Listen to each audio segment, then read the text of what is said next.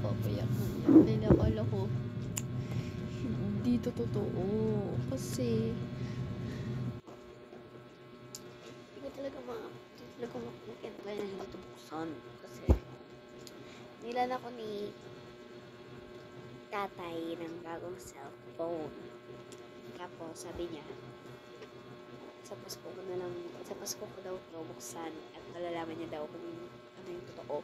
Kaya pinagbawalan ako yung mama, tika pa nabuksan ito. Kaya sa Pasko ko na talaga daw buksan. Kaya tulog na sila.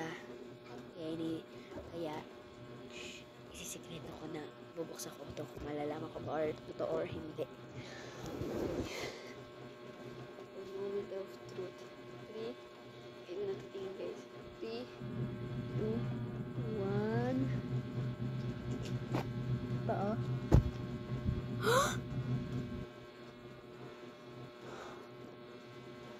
nahulog to guys. Ano kaya laman ito? Oh my god guys. Guys, totoo nga.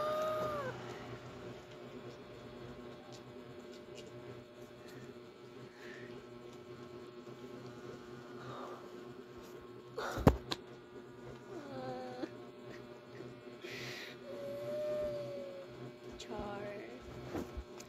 Sobrang happy ko guys. May bago na ulit akong phone. Ano kaya laman ito guys? Puro phone case. Phone case. At hindi siya clear. Ganitong phone case siya guys. Oh. Ay. Ganyan phone case siya.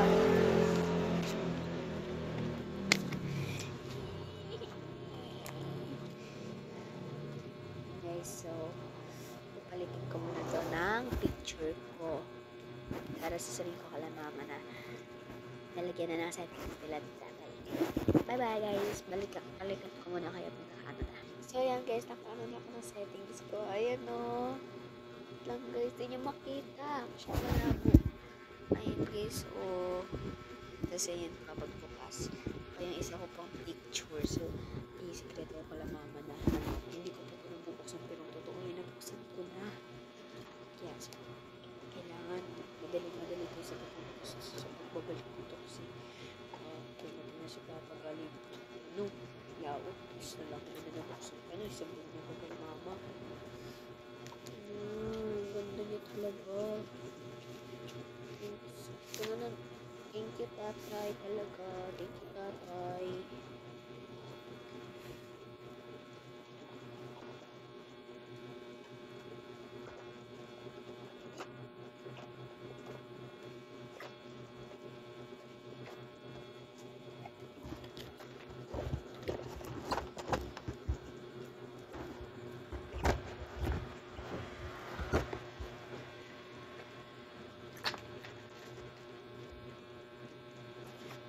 Kaya kailangan guys, dapat natin siguro sa pag-ano dito.